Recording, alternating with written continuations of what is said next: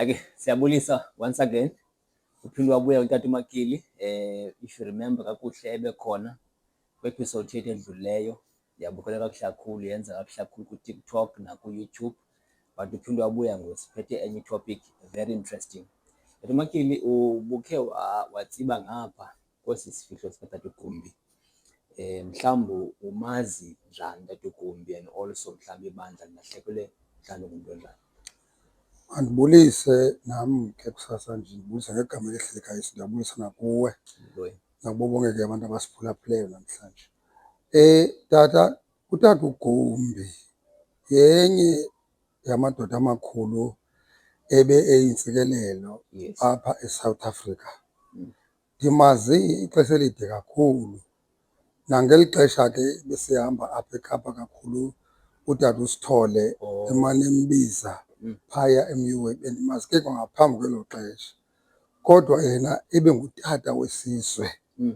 Andidawuthi ukuthi he was a father, not even a city, for iSouth Africa yonke, because wonke umuntu ebemthanda uTata uGumbi, wonke umuntu ebemazi njengomntu.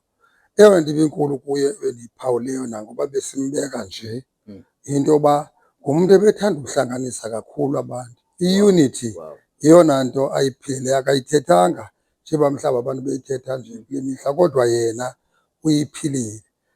Into endiyibonileyo even nangosisebenza lo msebenzi wakhe endiyithanda engakwazi uyibona ngenye indlela, bonke abantu abaphakame bame phaa babangisana ngaye abantu uba ibingutata wam athi omnye, tata omnye, hayi bo ndiciba ngowam ndodwa, athi omnye hayi bo nam ingutata wam, ngoba ibingutata wesizwe. Laa nto endifuna uyithetha ke tatam kukuthi lo tata ndimazi kakuhle kakhulu and uyikhonzile iNkosi uYesu. Uhambile phambi kwethu singabanye abantu, wamdala kancinci kuthi, kodwa nakuni abantu abatsha ube ngumzekelo omhle kakhulu. Ngaleyo ndlela ndibone into entle ke kuye engummangaliso endiqala uyibona kuwo wonke umntu oyinkokheli, athi umntu ongumfundisi asapothwe ngabantu bonke beenkonzo. Kodwa eyokugqibela ndenze yankulu ebomini bam kukubona kuphakame even urhulumente, imidiya ibiphaa, iprovensi yonke, athi umntu lala namhlanje ii-news ziphume zithi uTata uGumbi ulele. Loo nto iboniswe ukuthi ngumntu okwazi usebenza naye wonke umntu, ebengasebenzi nabantu bathile mhlawumbi beenkonzo kodwa abashiya abanye emva. Naba ke kuthiwa ngabe yipolitiksi bazibone indlela ekugcwele ngayo phaa, ebengena-politician ebethanda wonke umntu. Futhi ngaloo nto, hayi, ushiye umzekelo omhle. Umzila awushiyileyo we-unity ube mkhulu, nakubantwana bakhe bathethe njengotata obebaphethe kakuhle koodadewabo, besitsho uthi nathi sibulela singabefundisi uba abamsherishanga bodwa utata wabo, bebemsebenza. Ibandla ngamanye amagama lilahlekelwe kakhulu ngulaa tata. Lelo kuthiwa abantu balahlekelwa, ulahlekelwanga laa femeli yodwa, kodwa umzila awushiyileyo usibonise indlela erayithi yokukhonza uThixo xa ukhokele. He was a leader, wayengutata unjalo olidishayo. Yho, hayi, sho siyabonga kakhulu.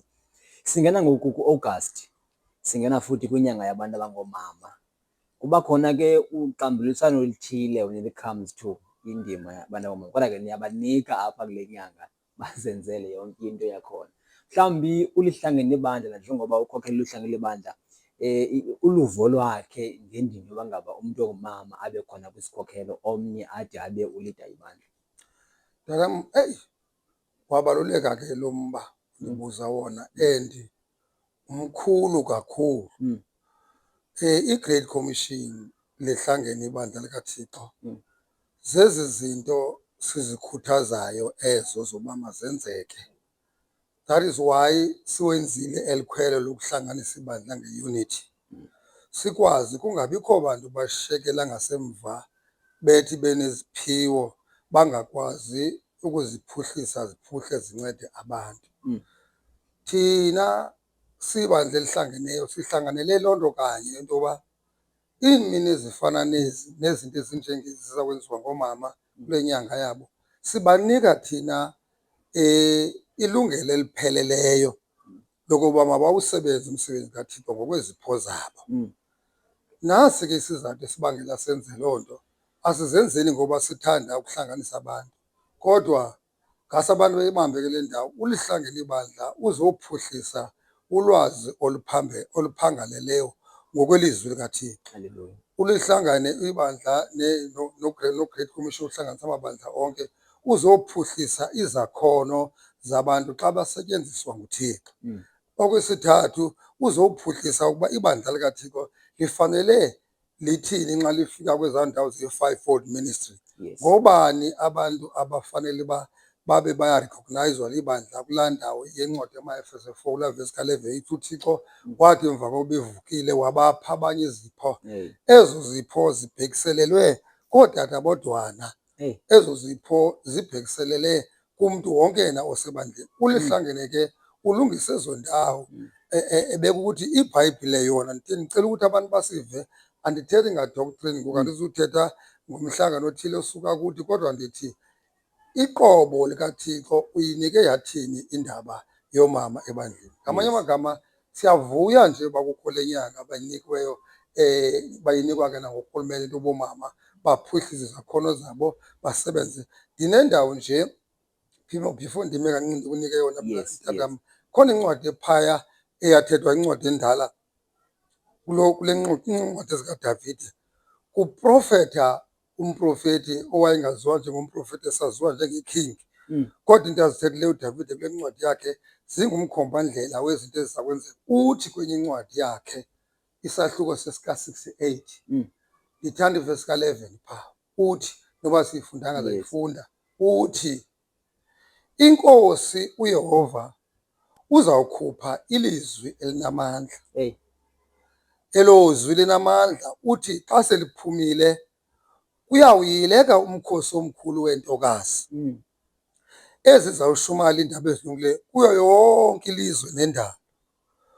uDavide le ncwadi uyiboniswa nguThixo ekude okoba ilizwi elinamandla alikho elinye ngaphandle koYesu. Nguye ethe incwadi kaJohane isahluko sokuqala ethi ulizwi wabakho kwasekuqalekeni, ulizwi wayenguThixo, ulizwi waba noThixo.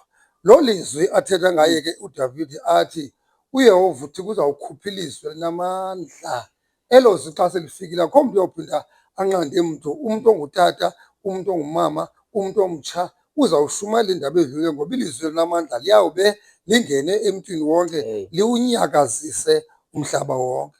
Ndithetha uba ke ndoda enkulu, noomama ke bangene kwelo lizwi libabambile, labatatsha nabo. Qha ke ngoku into efuneka siyenzile thina singulihlangene ibandla ukucacisela abantu, bakwazi abantu bangangqubani ngezinto ebengamele ungqubana kuzo. Eyesibini incwadi ndiza kuma ndisekele le yoba kuthethiwe kona ngezi ndawo zoba oomama bazawuba nelungelo lawufika eli xesha. Incwadi kaJoel 2 bayayazi bonke abefundisi, bayayazi bonke abantu kulaa vesi ka-28 ithi kuzawuza ixesha njengoba mandiyithethe le ndawo, njengokuba kuqala umoya kaThixo ubungekho kubantu bonke. Umzekelo, inkokeli eyayikhokele ngemihla yokuqala eyaqala yakhokela ibandla lamazibulo uMoses, ithi iBhayibhile yayinguye umntu onomoya kaThixo. Thanda amazwi athi kuloo ndawo, wathi akuba uMoses umsebenzi uphelele kuye wonke, bathi abacebisi bakhe namadoda notata wenkosikazi yakhe, sukuwuthwala wedwa lo msebenzi. Akhona amadoda alapha ecaleni kwakho kunjalo nje akwazi ukunceda. Ithi ke iBhayibhile uThixo ethetha ngokwakhe xa uMoses ezawube evuma ke ukuwuthwala lo msebenzi wenkosi kunye namadoda, uthi uThixo ndawucaphula kumoya okuwe ndiwufake kula madoda azawusebenza nawe. Ulawulo endilibeke kuwe ndiyawulibeka nakuwo ngenxa yomoya okuwe. Loo nto mzalwane wam, loo nto mntanam, loo nto ndonkulu, loo nto mfuzi wam ibonisa ukuthi ngelaa xesha umoya wawukuMoses kodwa uThixo wawusasaza. Ndizapha ke apho ndiza khona. Kulo mnqobisi mtsha ke ethetha uJoel eprofetha njengomprofethi uthi kuzawuza imihla xa uJehova ezawuthulula umoya wakhe phezu kwenyama yonke ke ngoku. Kungabi saba njengoba bekunjalo ngokuya umoya ube koobani, umoya ube kubaprofethi. Jonga into ebangela abantu mhlawumbi nabe bayibona ngale ndlela, nabaprofethi abakhoyo ngooIsaya, ngooHezekile, ngootata bodwa akuvakali incwadi ibonakala ibhalwe ngumama kakuhle kuthiwe le ncwadi zezomama. Zezinye zezinto ke zibenza abantu mhlawumbi basingeleke phantsi bethu. Kodwa ke ngoku ngelo xesha siyavuma umoya kuthiwa wayesebenza ngabaprofethi enyula abantu bakhe esithini. Kule mihla yethu yokugqibela kuthiwa nguJoweli kuyawuprofetha oomama, kuprofetha ootata, kuprofetha abantu abatsha babone amadoda amakhulu abone imibono. Ngamanye amagama umoya kalizwi elinamandla elikhutshiweyo uyawugqiba umntu wonke. Kungabikho mntu uyawuthi komnye suprofetha, kungabikho mntu uyawuthi komnye suthandaza, kungabikho mntu othi komnye sushumayela. Ndiyayibona le ndawo ibangela uba kuthi saa ezo ndawo sizozilungisa ke singulihlanga into yoba kutheni le kufuneka oomama bethethile. Make ndime kancinci kule ndawo ke ndikunike ithuba nawe uphefumle, kodwa ndibona ukuthi akukho nto isixakileyo tu tata singulihlangene. Sifuna ukuwuhlanganisa umzimba, abantu beme ngezipho zabo, ngeziphiwo zabo, umntu asebenze le ndawo umoya oyingcwele amthuma uba makayisebenzise. Ndithanda kakhulu uba le ndawo ithi ithe yawufika ithuba le-fivefold ministry kwabonakala uba elowo makaphiwe. Andifuni uzibuza ke ngoku kwandindodwa uba inoba le nto ibisingise koodala bodwa bethu. Kuthiwa ke ngoku hayi, lo mntu ukholwayo umoya kaThixo amamkeleyo uThixo uyamsebenzisa. Ndikhe ndadibana nomnye umfundisi ongumhlobo wam uthi ithi iBhayibhile umntu ongumama ebandleni makathule athi tu. Uba ngaba kule nto afuna uyiqonda akayiqonde utata wakwakhe endlini. Then my question is xa engenayo utata wakwakhe uzayiqonda phi? And then number two, bathi abantu akuvumelekanga umntu ongumama ashumayele, meaning ashumayele kube khona amakhulu onongotata, uyabona. So mhlawumbi sube mhlawumbi lo okanye loo nto isukela phi into enjalo? Enkosi tata, ndiyabulela le ndawo siyicacisa. Nantsi le ndawo ndicinga uba inyanisile yona ivisi ikhona itshoyo, kodwa ibingangaske thina ke singulihlangene neGreat Commission siyihlalele loo nto sayijonga.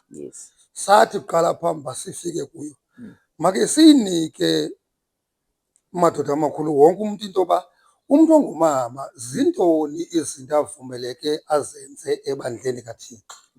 Zintoni izinto ekufuneka angazenzanga? Azikho ke ezinye izinto ezenziwayo ebandleni kaThixo. Kuyafundiswa, okwesibini kuyashunyayelwa, okwesibini kuyavuselelwa, okwesibini kuyaprofethwa, okwesibini kuyathethwa izinto ezifana zithethwe ebandleni. Zintlanu ezo ndizibalayo kuko. Kukho izinto ezimoshakalayo ebandleni kufuneke ke ngoku zithethwe ngamadoda amakhulu. Zezinye zezinto ke kufuneka namhlanje bandithela ebandleni abantu babeyimamela uba zeziphi izinto zakulatha nje, zeziphi izinto ekuthiwe makazenze umama naye notata ezawuzenza. Mamela ke mfundisi wam, ayikho kwenye indawo ezenzelwa kuyo izinto ezakhayo nekwakhiwa kuzo ibandla. Ndingawukota le ncwadi, incwadi yamaKorinte 14 kule vesi ka-26 uyawuma kule ka-34 ithi mabathi tu, ithi kuthini na ke xa sukuba lihlangene ibandla, omnye unengoma nootata banengoma noomama banengoma, omnye unemfundiso noomama bayafundisa, omnye sento yoba zezonto. Kodwa mandicaphule le ndawo ze wonke umntu acacelwe. IBhayibhile iyamvumela umntu ongumama aprofethe, iyamvumela umntu ongumama afundise. Ithi kulaa ndawo ivuma kuyo, oomama abakhulu mabafundise abafazazana ukuba bawuthini na ukuziphatha izindlu zabo namadoda wabo nabantwana babo, bakhulise abantwana bebakhulisela enkosini. Ngumsebenzi woomama ke lowo ebandleni kaThixo. Ootata ngumsebenzi wabo ukufundisa. Ithi ke ngoku imvuselelo, lowo unelizwi lokuvuselela eqhutywa ngumoya kaThixo uyavuselela. Lowo uprofethayo, yabona zinto ndizibala zingaphi? Zonke ezo nto zivumelekile. Umama uyaprofetha ebandleni. IBhayibhile ithi enento entloko, ehloniphile njengomntu ongumama, enika isidima, kodwa ahloniphe ootata. That's why incwadi kaTimothy ke yona ndifuna ukulungisa ke le ndawo ubuza kuyo. Ithi yona umfazi andimvumeli uba afundise noba alawule indoda, kuthiwa makalulame. Ngamanye amagama imnqanda uba angafundisi ebandleni, kodwa imnqanda uba into yoba ngoku kubonakala uba ulawula indoda yakho uyiphikisana ngayo. Loo nto ke nyhani kuthiwa nathi xa sitshatiza sithi umfazi makayilulamele indoda, indoda mayimthande umfazi wayo. Ndizapha ke ngoku, masibambe le ndawo ke uze abantu bandive uba xa profetha umuntu ongumfazi okanye umama, uprofetha uthanda nto, yintoni le nto ikuprofetha ebandleni ngaphandle kokuthi kuzawubakho into ethile, kuzawubakho zikhona ezo nto nazo. Kodwa kukho ivesi ecacileyo ethi Korinte 14:3, cela abantu bazifundele mazihambe ezindlini. Ithi laa vesi, lowo ke uprofethayo uthetha ulwakheko, ukhuzo, uyalo ebandleni kaThixo. Yandiva tata? Mamela ke ngoku xa ivesi ithi umfazi makathethe, makaprofethe, ithini? Ithi makathethe ulwakheko, ukhuzo, uyalo, ngoba loo ntetha ayibhekiselelanga kootata bodwa, ide ibhekiselele kuwo wonke umntu ongumprofeti. Kodwa ke ngoku apho ndifuna abantu bandive kakuhle khona, ezo zinto ndizibalulayo ndibala izinto ekuvumelekileyo into yoba umama azenze ebandleni.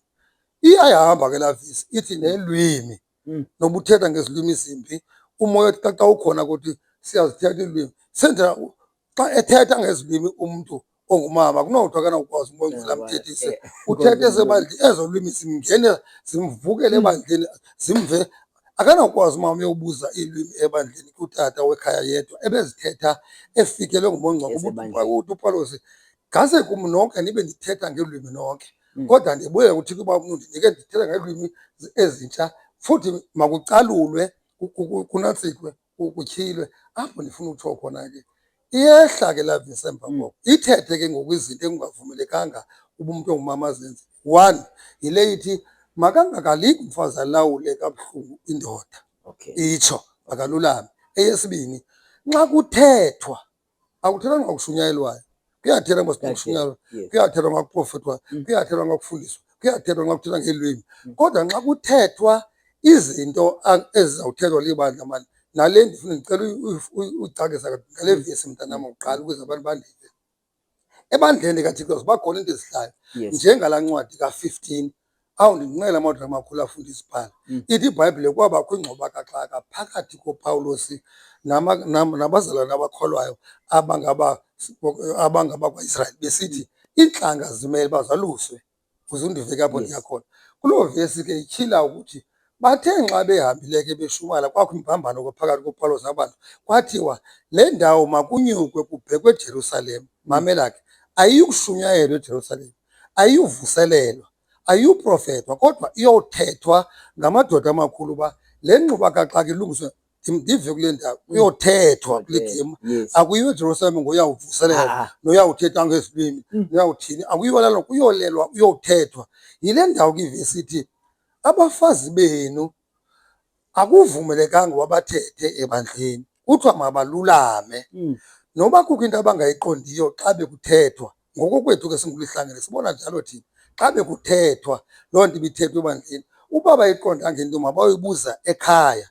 Kulihlazo kubafazi uphakamisa isandla kuthethwa aphikisane namadoda, itsho le ndawo.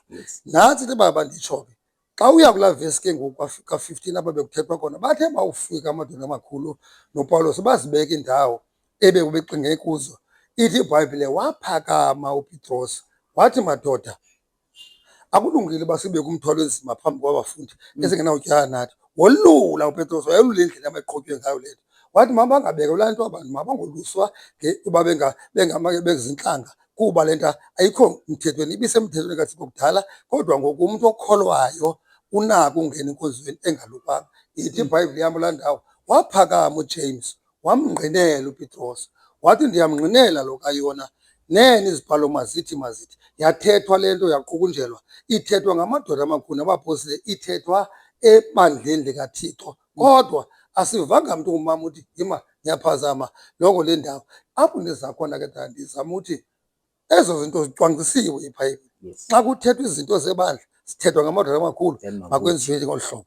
Nxa kuvuselelwa makwenziwe ngolu hlobo. Nxa like umzekelo, wabona ngoku uThixo ukubabale wena, ndimdala mna kunawe, kodwa xa ekubaba lo Thixo wakunika isipho sobupostile, waphatha ibandla kanjengoTimothy, iBhayibhile iyakunika imigaqo nawe.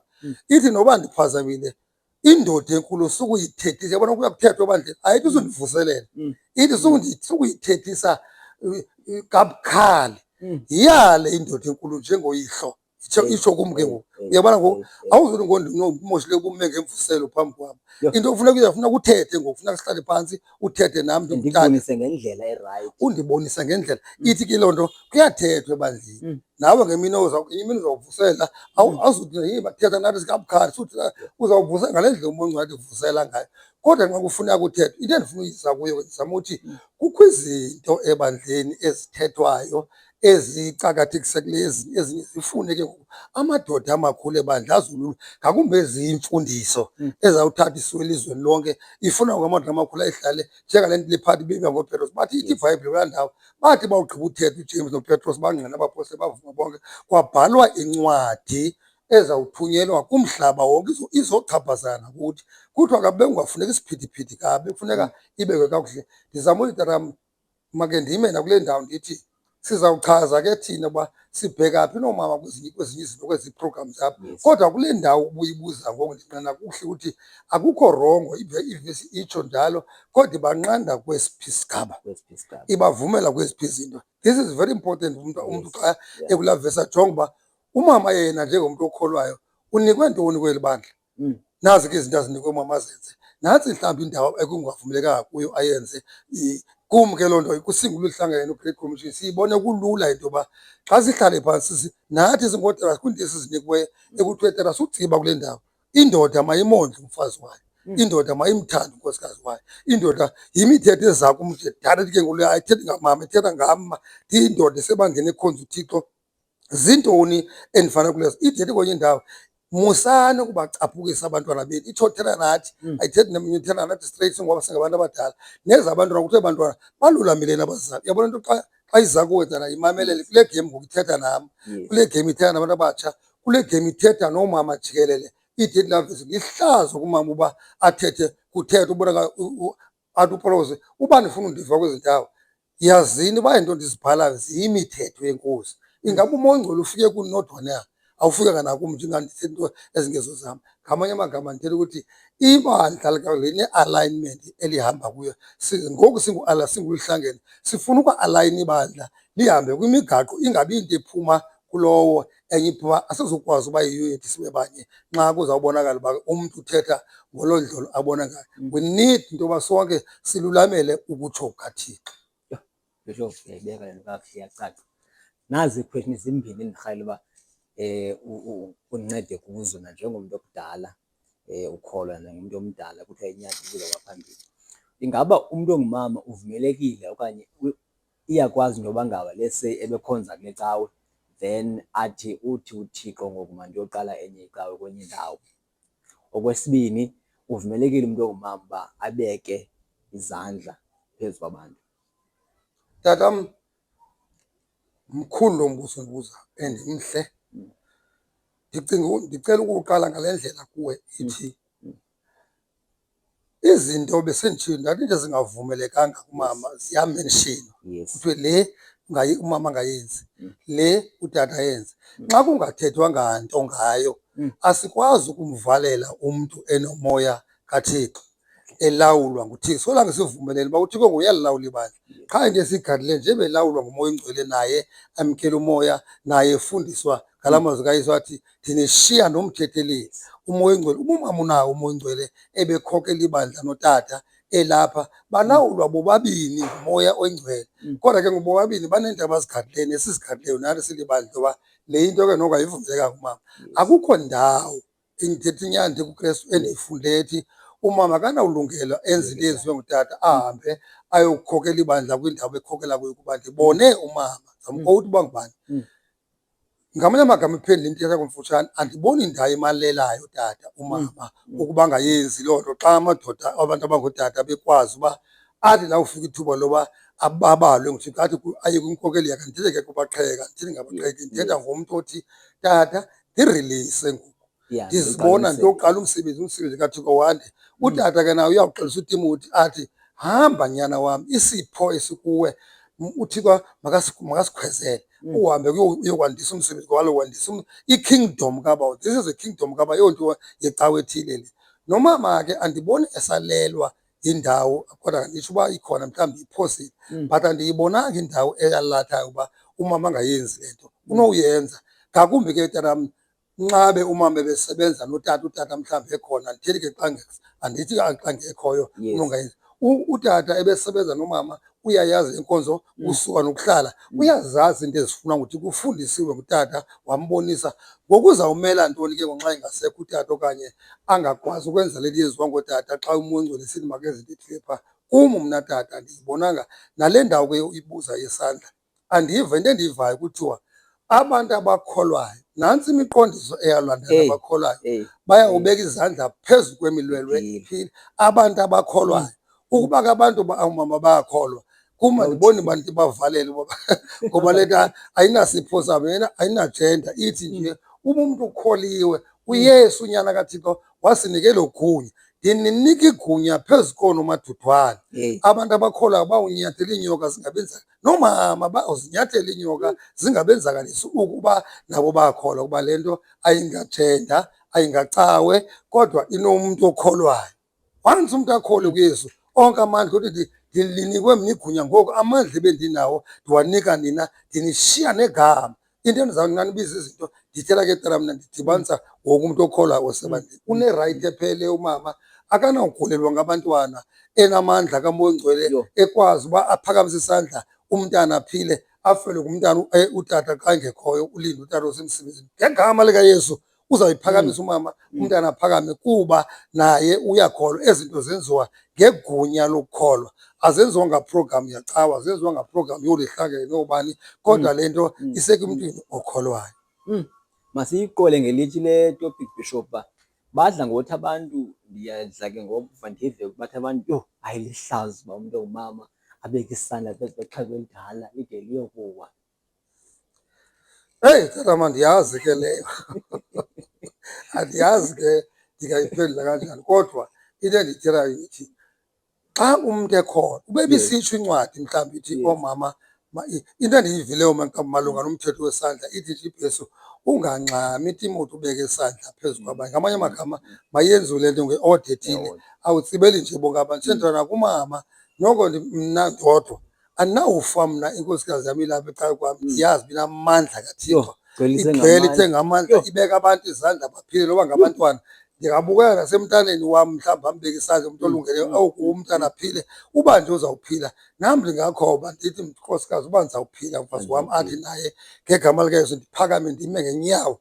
Hayi tata, mna andiboni nto imbi nxa eyenza ekholwa. Ndiyazi ke le program andinawuyiphikisa, mhlawumbi zikhona ezinye iincwadi endingazaziyo ezithi akamele umntu obeka isandla, ndiphiki. Kodwa mna ndithetha ngomntu okholwayo onikwe the power, power kaMoya Oyingcwele, power yamandla ikuye. UThixo umgcwalisile ngamandla and uzixolele izono njengathi sonke, usikelekile, umzimba wakhe uthwele izulu ngokwalo, kuba amandla kaThixo athwalwa ngumntu okholwayo. Ngamanye amagama tata, ndithi ukuthi ndifuna ukuya kulo mama wayesebenza ebandleni phambi kwasivayo lo mba. Ithi indawo yam, emva kokunyuka kweNkosi uYesu, abazalwane, ibandla lalithe ngokoyika amaJuda lawungena eJerusalem, kodwa liqale entabeni lehla emva koba sithe isithunywa. Lo nimbonayo enyuka uyawuza ngolu hlobo. Ithi iBhayibhile apho kwakukhona abafazi noomama, lesuka ibandla abantu abayi-122, 120 amadoda noomama. Ithi laa vesi xa ibalisa kwincwadi Zenzo 1, kwakukhona nomama uMariya, umama kaYesu, itsho njalo. Basuka bonke babheke eJerusalem, kule ndawo yegumbi eliphezulu, apho bekuthiwe kumnikazi webandla uYesu xa ehluka nabo, hambani niyondilinde eJerusalem, niya kwamkela ke amandla akubona ubumo ongcwele uhlile phezu kwenu, nibe ngamangqina. Loo nto izawudibanisa noomama, idibanise nootata, nibe ngamangqina am kulo lonke ilizwe naseJerusalem. Ndithetha mna, mntanam, ithetha oomama nootata bahamba apho ndifuna uziya khona, uba lo Moya Oyingcwele ebethwa nguJohn wenzekile. Babesuka entabeni babheke eJerusalem. Ithi iBhayibhile isahluko sokuqala, incwadi yezenzo zabapostile, athi lo mbhali, Theophilo, ndayenza imbali yokuqala, verse 4, idinga naliva kum ngokuba kungekabi kade emva kwezi ntsuku niya kwamkela uMoya Oyingcwele phezu kwenyama yonke. Sahluko sesibini, xa ndigqibeza le phati, ithi besahleli ke eJerusalem belinde nazi ipoint engase ngiyilibali. Uphuma kwalo moya ongcwele apha ayizuba ngamadoda odwa ngamanqina, kuzawuphuma wonke umuntu ofulele umele angene eJerusalem angene eJudeya. Ithi laa vesi besahleli bethandaza bejulile kuThixo, wasuka wehla umoya ongcwele. Mntanam, 120 amadoda nabafazi behleli kulaa ndlu bethandaza, wehla umoya ongcwele wabonakala njengomlilo, wahlala phezu kwalowo nalowo, kuwo wonke umntu. Ithi iBhayibhile wonke umntu owayelapho wathetha ngeelwimi. Ndifuna uza kule ndawo yokuthetha, wathetha ngeelwimi ezintsha wonke umntu owayepha. Zange ukhethe ootata bodwa, kwithi iBhayibhile kwagcwala bamangaliseka abantu ababeli bathi, yintoni nalo mhlola siwubonayo? Ngoba abantu sibava bethetha ngeze kwamawethu ulwimi, bethetha ngeza kwamawethu ulwimi esithina singamayedi namantontoni. Ithi iBhayibhile kuloo ntlangano yayintlaka injalo kugcwele amandla kamuncu, waphakama uPetros wathi, madoda, aba bantu abanxilile nje banisitsho into enayo lusuku lwesithathu. Yilaa nto wakota incwadi kaJoeli ngokwakhe wathi yiyo le niyibonayo, ngoba lo moya ngoku usakhetha. Kodwa into endifuna uyithetha kuwe, umntu wonke owaye kulaa ndlu, umntu wonke owayekelaa gumbi, wabonakala kuye kuhleli umlilo, owakho wabonakala umlilo kuYesu ebhabhatizwa nguJohn, wehla wahlala phezu kwabo. Ngaloo mazwi ndibona mna ingakhethanga le game kamoya ongcwele. Vesi yokugqibela ke mntanam kulo mandive, ndibona umama ogama linguFilipi. Incwadi yamaRoma ngase bayibamba abantu, Roma 16 verse 1. Uthi uPetro, not uPetro, umpostoli uPawulos uyaleza ibandla laseKenkereya. Uthi kwelaa bandla laseKenkereya apho phakathi kwenu kukho udade wethu ogama linguFilipi. Lo mama laa gift ibhalwe kwincwadi kaTimote 3 ivesi yesi-8 uba ndiphazame, ithi abaveleli nabalungiseleli. Abalungiseleli ngabantu abasebenza umsebenzi kaThixo, abalusa ibandla, abafundisa ibandla, amadoda amakhulu ebandla. Esithi kwezinye iinkonzo ngabaveleli, ngabalusi bebandla, ngabantu abagade yonke umonakalo. Ithi iBhayibhile nabaveleli. Ndithanda le vesi ke, lo mama uphiwe eso sipho wakulaa size, ithi ngesiNgesi wakuba size yamadikoni, abantu abawugadileyo umsebenzi kaThixo. Uthi ke uPawulos qathela ngalo mama, uthi lo mama uphakathi kwenu uFilipi mgadeli lo mama kuba ungumlungiseleli webandla. Futhi engumlungiseleli webandla nje, ungumlungiseleli onese lonke ibandla. Akabi ngunesi webandla lodwa, ude wanesa nam uqobo, nam ndancedakala ngaye kuba unezinto aziphethe. Ze ndimncede ke lo mama kumcimbi afuna nimncede kuwe, ze nimncede. Ubona mos umntu ongumama zikhona izinto angakwazi uziphakamisa sometimes. Senda ngaphandle kokuphakamisa izitulo, kodwa izinto ezidinga uba uthi ke izinto ezinjalo anicele kuzo, kodwa akamstophi uba abe angabi ngumlungiseleli. Ngumama ke lowo, ngumama omkhulu webandla, walikhokelela ubandla ngobulungiseleli, ngoba umlungiseleli ngumkhokeli. Umlungiseleli athi uPawulos ethanga athi abalungiseleli abaphakathi kwenu mababe ngamadoda amsulwa emfundisweni, mababe ngamadoda abafazi ngabanye, mababe ngamadoda angamiselwa tyala lakuzibhubhisa, angathandi imali. uFilipi wayekweloo layini yabo bantu banjalo, kuba ithi ivesi isipho sakhe wayengumlungiseleli. Ingaba namadoda uPawulos uthetha ntoni mntanam nxa esithi nawe nantsika bambisana nabo bafazi babambisene nabo ezindabeni ezilungileyo? Ngamanye amagama umsebenzi ebebewuthwele bamama bawuthwala kunye, bawuthwala. Yho, ndiva omnye umntana ethetha kuthandazwa libandla uPetros esedolongweni, bathi abefundisa nguLidia, abakuLidia laba nguRoda, kodwa ingathi nguntombi, igama lakhe linjalo. Kuthiwa le ntombazana kwakuthandazwa ngamandla, ibandla lijulile, uPetros evalelwe ezawunqunyulwa nguFaro sasa. Le ntombazana yayiva inoko, yayiva inoko isithwa emnyango yekaPetros, yabuyela endlini yathetha. Ndithetha mna intombazana zawukhwaza bafana. Yathi le ntombazana phakathi ebandleni, xolo batata, yawumisa umthandazo. Nanku uPetros enkqoza, bathi abantu, hayi Roda mani uphazame, uPetros ubanjiwe. Yayima le ntombi yathetha, yalikhwaza ilizwi. Umoya ongcwele wayinika amandla oba ithi lo unkqonkqozayo emnyango, noba kuthiwa kutheni nguPeta, le mibandla lamphulaphula lalivula icango, wangena uPetros laxhoma izandla ibandla. Loo nto isiza nomntu ongumama, loo nto isiza nomntu ongumama. Eyokugqibela mhlawumbe uyeke umuntu ongumama wasenzela umsebenzi omkhulu ayekhona amadoda ayethanda, kodwa ithi iBhayibhile kwanyula intombi enguMariya yalithwala idwala lezulu, yayithwala imbokotho ehlibona nguDaniel wathi lityela elasuka lalatshova kungengasandla yehla iliphethe. Ndithetha mna ngomuntu ongumama esenza loo msebenzi uThixo amsebenzise ngawo. Wathi xa ibuza uba iyakwenzeka njani le nto, wathi uThixo umoya oyingcwele uyawuhlawuzela phezu kwakho. Kungoko wasikhulisela loo nzwana yezulu, wayiqoqosha lo mama, wayiphatha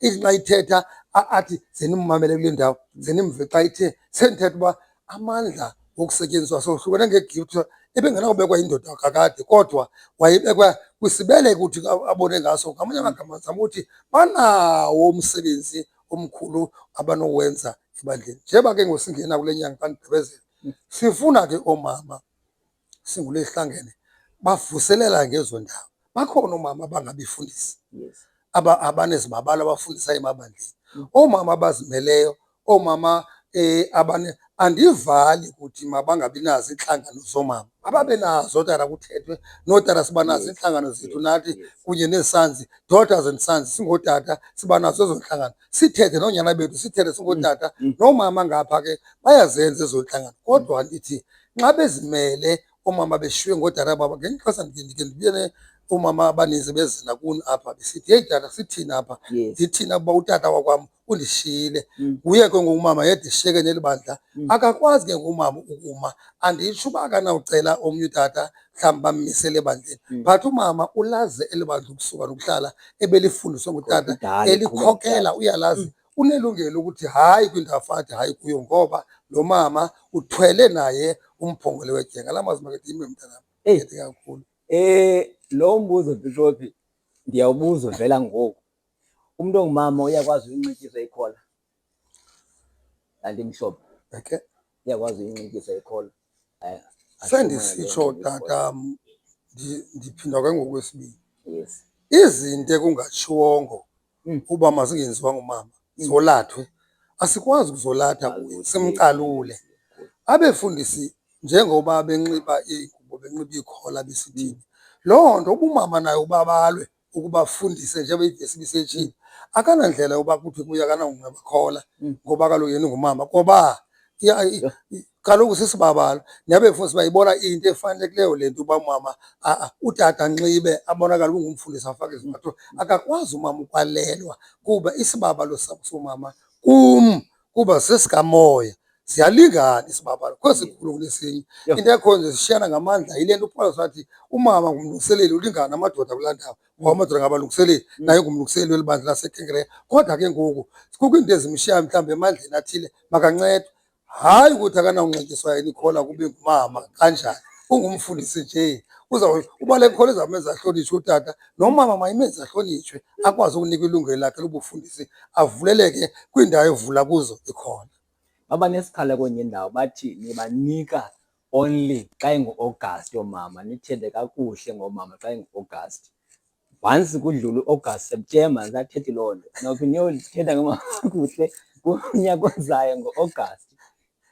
Mhlawumbi uthini kumntu onjalo? Hayi tata, mnoko nam ndiyayinqanda ke into yoba oomama sibarekhognayise ngo-August qha. Nangoku into yoba ndiphendule ezi ndawo, nawe unomdla ukuva ulihlangene i-Great Commission ithini yona ngale ndawo. Yatsho ke loo nto, yazala ke la mazwi siwathethileyo. Kodwa thina sifanele uba kangangento yoba apha ke kulihlangene yayimanishini into yoba noba sizawuba nomthandazo ngexesha, bakhona imithandazo apha kulihlangene engeyoomama qha, ezawuqhutywa ngoomama. Nathi sikhona sigcwele indlu, kodwa sidla umthandazo ngoomama abazawudayirektha ubhekwa kuthini, bayenze loo nto bayigqibe nanje ibizakwenziwa nangutata, kuba sikholelwa ekuthini, sikwileveli enye kumoya, ngoba sigayidwe yilaa vesi incwadi yamaGalathi 3 ithi ebandleni likaThixo akukho ndoda nankazana, akukho Mgrike, akukho Mjuda, akukho Mbharibhari, sonke singabantwana bakaThixo. Ngako idithi ke yona singoonyana bakaThixo, ngako ukhona. Dibanisa nomama,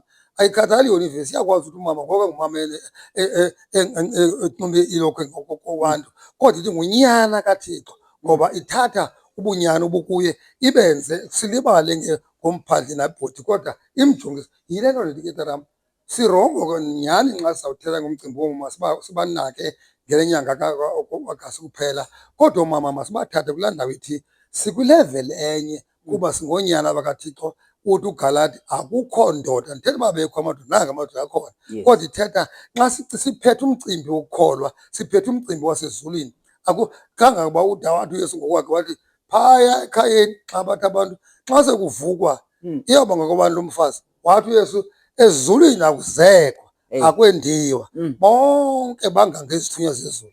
Nathi ke apha elikholweni uPawulos utsho njalo wathi silingana sonke ngokholo, akho kholo lungaphezulu kolunye, akho kholo loomama, akho kholo labantwana, ukholo lunye. uPawulo athi ukholo lunye, ubhabhatizo lunye, siyalingana elikholweni. Asilingani ke nabantwana nje uba ndisitsho ndithi nawe ndingindoda nawe ngoku, kodwa nokuyindoda incinci nam, ndiyanqawuthelela ukulungisa ziindawo ezinjalo nje. Kodwa xa zingekho into ezinjalo, akho mfuneko yoba mama sibanike sawubethwa yilaa ndiyangaba yi-organization, khona nje i-organization gender based violence, zisigadile kuloo ndawo. Singaqali loo mama, andifuni ke sibethwe yiloo nto, sisingelwe phantsi. Masazi ukuba asisingeli mntu phantsi, sibathatha kwileveli yokukholo mama, kodwa siyayazi imiqathango, naboomama bayazazi. Abacingi oomama ukwenza into ezawuhlaza amadoda, never. Baye bathi koomama suthetha kakhulu ngootata apha, basihloniphe kakhulu oomama, bayazi indima yabo. Singathethanga thina bazazi, elabona uba hayi noko nobani suthetha, awunawuthetha kanje ngootata apha. Iyabona tata, asidingi nobaxelela kodwa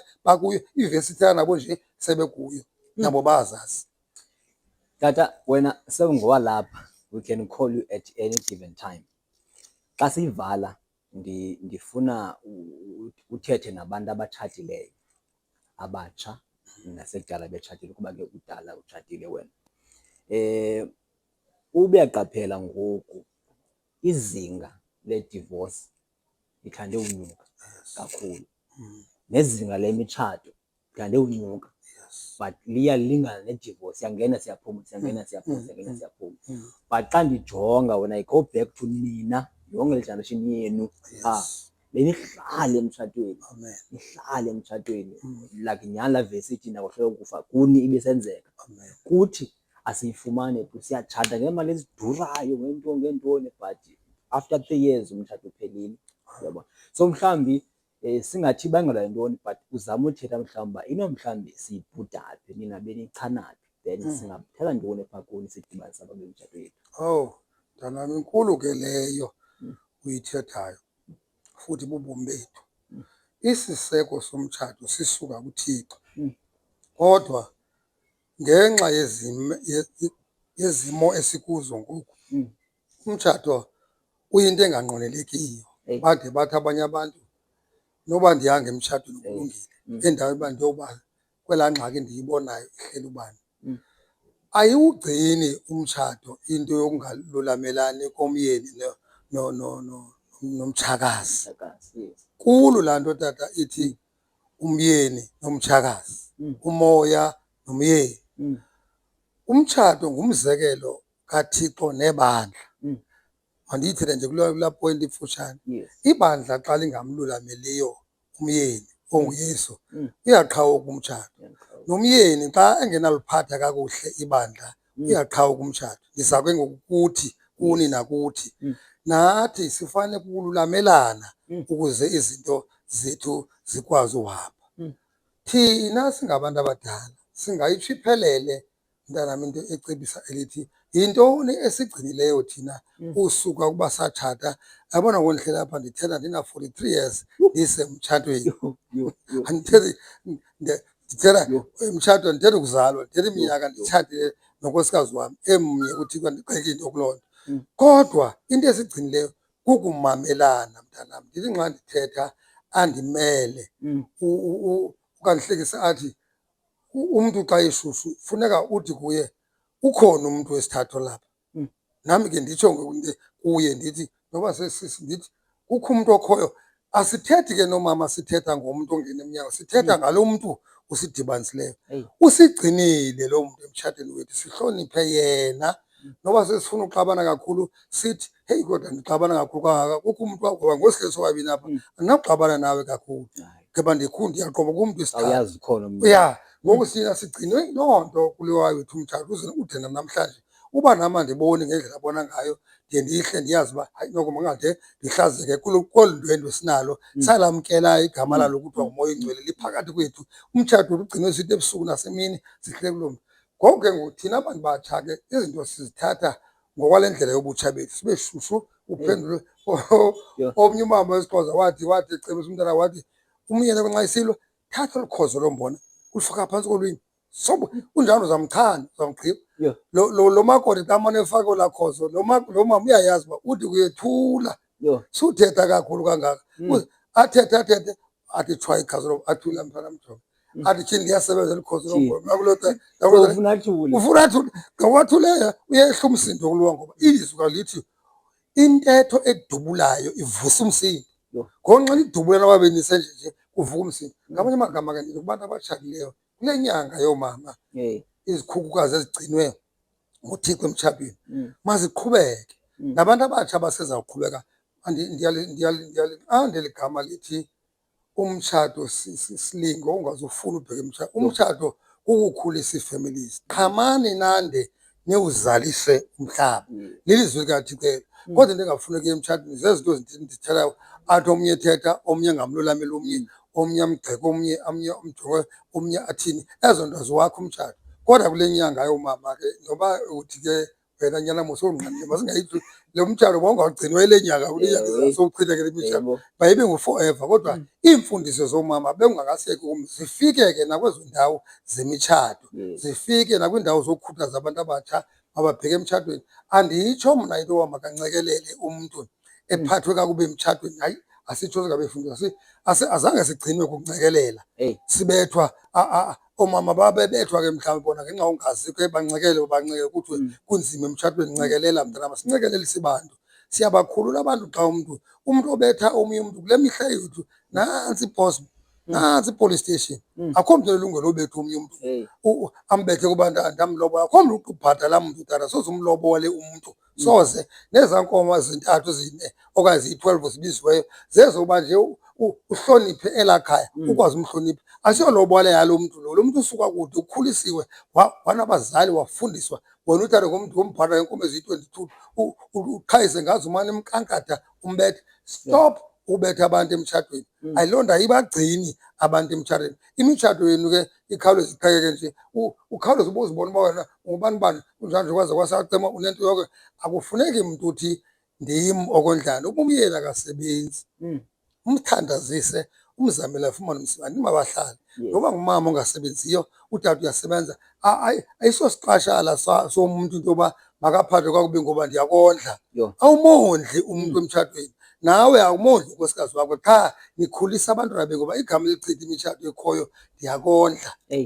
How much ma oyifakayo wena kulo mtshato ngenyanga? Ndim owakhe imoto yam le. Izinto zenu zezenu maningatshatisi ke ngoku ndithetha ezomtshato. Kodwa ndithetha ukuthi mntanam izinto eziwugcinayo umtshato ukuphathana kakuhle.